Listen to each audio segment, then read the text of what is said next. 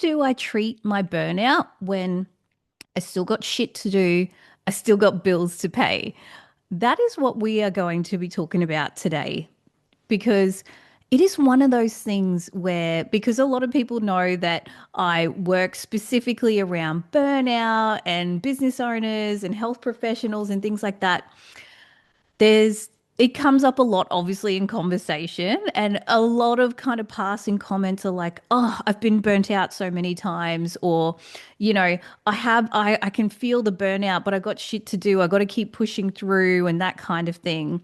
And so it does come up a lot, or even in my content on certain social media it will come up, you know, oh, that's great, but I don't have time to take off from work or blah, blah, blah, because people don't actually listen to the video or look at the tips, because a lot of what you can do for burnout doesn't require you to take time off work or doesn't require you to slow down.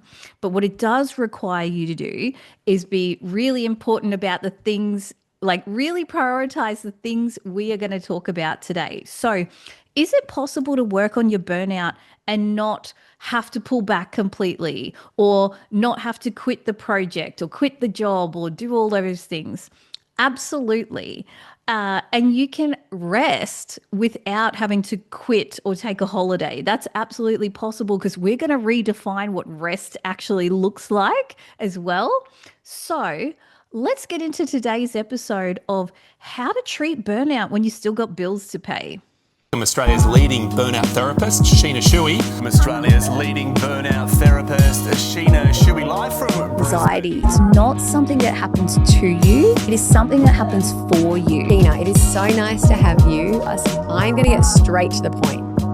What does burnout mean? Oh, that is a really big question.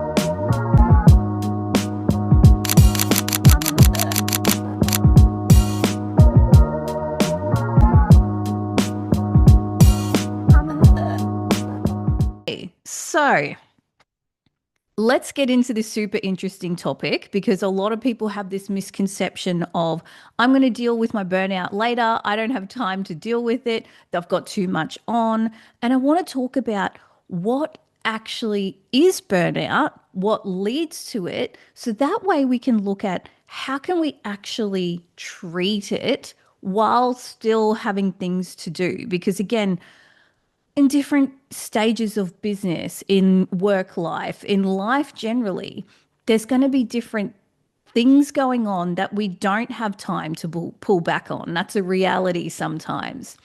And there's such a huge misconception that when I talk to people about resting more or taking more time for themselves or something like that, that means slowing down or quitting. And so they don't even want to broach the topic because they think I'm going to tell them to slow down.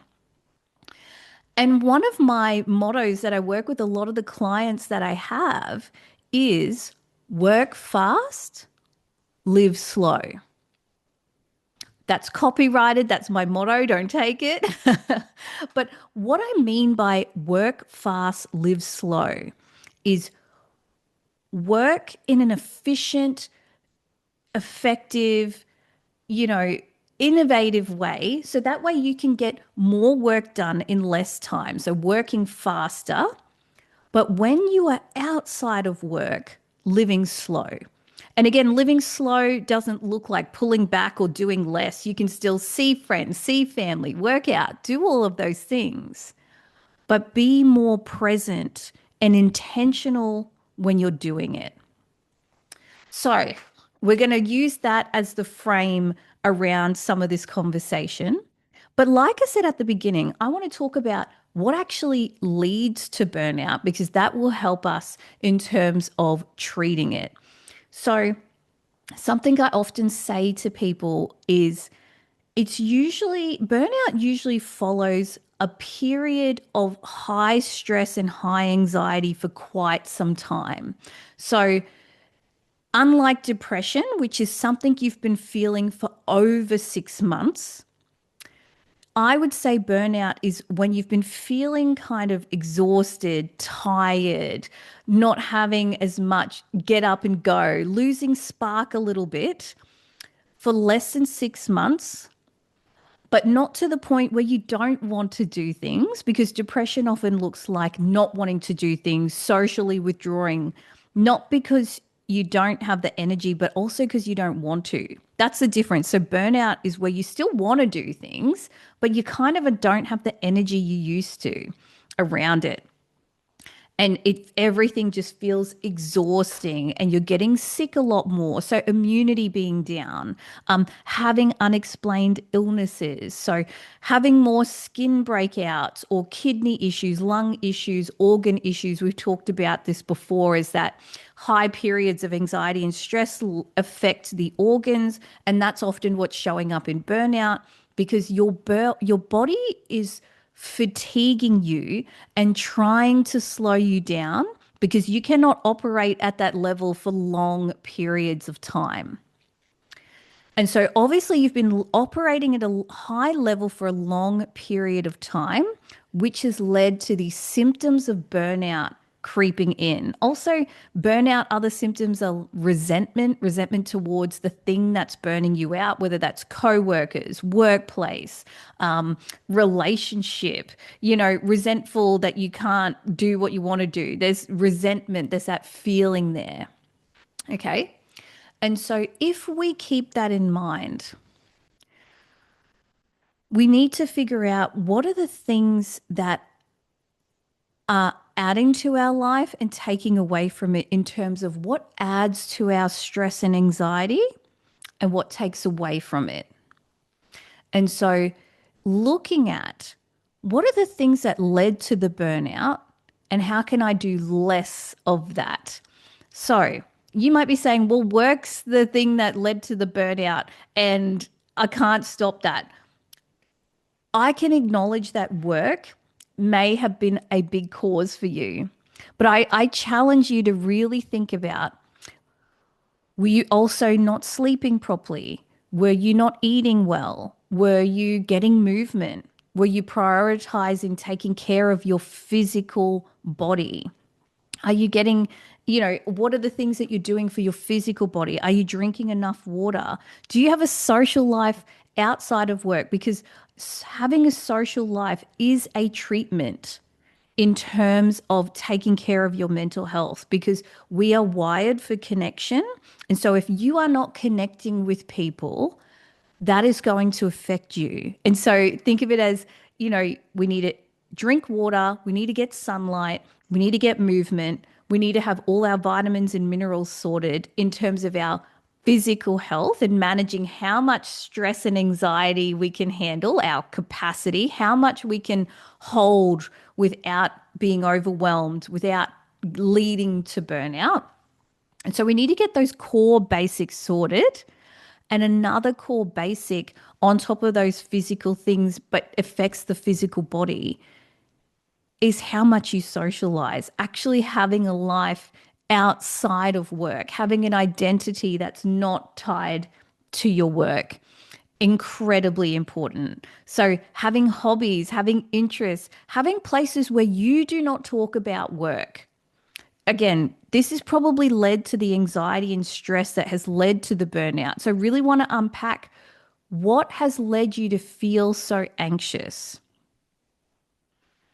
So again, having a life outside of that, but also what are the social obligations that you're committing to that are adding to the workplace stress? So let's say your job or your business is the thing that stresses you out. But on top of that, you've got relationship issues you're not dealing with. You've got a mother-in-law who's driving you crazy. You've got friends who you force yourself to go see, but you don't actually like them, or you don't actually enjoy their company, or you don't actually feel energized by them. The amount of people who force themselves to do things out of obligation and then wonder why they're burnt out, because they're not actually doing things that are joyful. They're doing things because it's another thing I have to do. And this is why we do energy auditing, we do schedule auditing, we do all of those things to go, what are the things that are stressing you out that you need to delegate out or outsource or cut back on, or be really real with yourself? around. Yeah. Because that's not an easy thing to do. I totally get that. We all feel like we've got obligations, but is every part of your life an obligation? Because here's the thing, when I talk about rest helping burnout, I'm not just talking about taking time off or genuinely resting like a flu, even though that can help. I understand we can't always do that if there's a big deadline or if there's, we can't quit the job. But rest looks like being joyful. It looks like not taking on others' things, others' tasks, others' behaviors, others' emotions. So, what does that mean? So, joy, actually doing stuff that lights you up, that is fun, that makes you happy, that brings you spark, actually counteracts a lot of the stress chemicals in the body. We know that positive emotion counteracts the stress that the body can hold. So we need to do more of that. So people who prioritize exercise obviously have a lot of that same chemical as well. But doing things for joy, like catching up with someone you want to see and not talking about the stresses of work to activate that stress pathway again, but talking about how are you and what's something funny and, oh, remember the time we did this, like actually doing joyful things or doing activities you love, like reading a book or listening to music that aren't for the purpose of doing something, of getting something done. That is what joy looks like in that sense, and that is what rest looks like too, is that doing things that rest the stress in your nervous system, do the things that you love, and make sure that you put boundaries around certain things as well in your life. Like, what are you doing too much of in terms of, so when you're off the stressful situation, whether it's work or business, are you cleaning all the time? Are you taking care of others all the time? Are you taking on other things that people should be doing? So I see this a lot in mums, for example, where they're burning out because of work and stress and all of that, but then they're coming home and instead of getting the kids to take their dishes to the sink or cleaning up after their own toys or, you know, doing those tasks, expecting other people to do those tasks, their husband to organize to see family. They take on the mental load at home again, going, oh, that's all right. The dishes weren't done. It takes me 5 minutes. Let me just do that. Oh, the kids didn't put their toys away. That's okay. It'll take me 2 minutes. Oh, you didn't organize that play date. Let me do it. It'll take 2 minutes. Oh, you didn't organize to see your mum this Sunday. It's her birthday. Let me figure out the present and the plan and let me do it. Can you see how taking on other people's tasks adds to the anxiety and stress, which leads to the burnout? So, really sort of being clear and boundaried around that stuff. If you are burning out at work or at home or whatever that looks like, you need to set boundaries around taking on other people's tasks that you know you shouldn't be taking, as well as trying to manage everyone else's emotions. I'm burning out, but he's depressed, or I'm burning out, but she's going through a rough time, or I'm burning out, but, my parents are going through a hard time physically. That's okay to have empathy. That's okay to help to some capacity, but it is not your responsibility to take care of others' emotions or others' lives to every extent. You can share that load and people can be responsible for their own emotions and their own lives. So really ask yourself, where are you overdoing it with taking care of others and not taking care of yourself? And also ask yourself, where are you not asking for help or accepting help? Because that is a massive factor around this too. I can guarantee if you're a high achiever or highly independent, it's really difficult for you to ask for help because you actually are very good at taking on a huge amount. But this is why you're burnt out now, because you can't carry that load forever. And so the problem is when you pull back, you feel lazy in terms of when you have a less busy schedule, because you're actually taking care of yourself and prioritizing sleep and exercise and seeing friends over doing this and doing that and ticking this off, you feel inefficient and lazy, which is not the case. You need to put your self care at the same value as work, as cleaning, as achievement, as doing. So, these were a few of the things that can help in terms of treating burnout when you still got bills to pay and when you still got shit to do. So let's summarize this in a more clear and succinct way.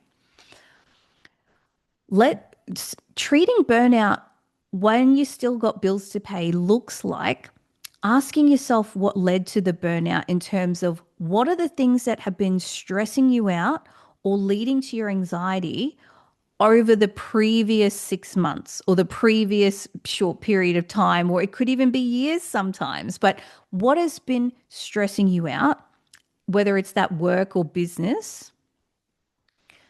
How can you take care of the basics in terms of sleeping well, eating well, moving, drinking water, getting socialization that you don't talk about stressful work events at, that you actually prioritize joy.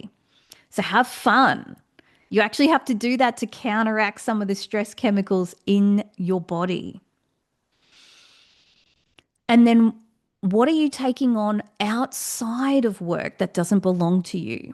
Other people's tasks, other people's emotions, other people's shit. What are the things that you need to learn to pull back from? And that is not your responsibility. And finally, learning how to ask for help, learning how to be taken care of yourself. We can do whole episodes on that, and maybe we will in the next few episodes, because that's a whole thing we got to unpack anyway of why can't you ask for help, or why is it hard for you to let others take care of yourself. But even just being aware that you don't do that can be helpful towards moving in that direction. So what are little ways where you could ask for help? Or can you pick up the kids? Or can you get the groceries? Or can you sort this out because I don't have capacity to deal with this? Or let someone else cook. Let someone else order the thing. What do you want for dinner? I don't know. You figure it out. What do you want for dinner? I want pasta. Can you figure that out? Simple things that add up. Every little task that you take off your plate will give you more capacity. So be okay with delegating little tasks here and there and taking care of yourself. You are important. And I understand at this time and place, you might not be able to really treat burnout in the traditional way of actually taking some time off or having a holiday, because there's a lot going on right now. But if you're going to try and treat it and stop it from getting worse, which could lead to health issues, depression, other mental health issues coming up, then you need to start doing those things. This isn't even an option because we know what happens when burnout gets left untreated. So I hope that this was a helpful episode for you today and put some things in perspective. And I know that you can implement these things if you listen to it again and really get clear on what are the things that have come up for you during this episode. Because I know a lot of things are going to be popping in your mind and they're popping in there for a reason. So give yourself 3 things that you are going to implement from this episode in your life that are going to help you manage your burnout while you can't quit during this period. All right, beautiful souls. I'm so happy that you're here and I know you got something out of it today. I will see you in the next episode. So have a wonderful day, a wonderful week, and I'll see you in the next episode of Burnout to Brilliance. Bye for now.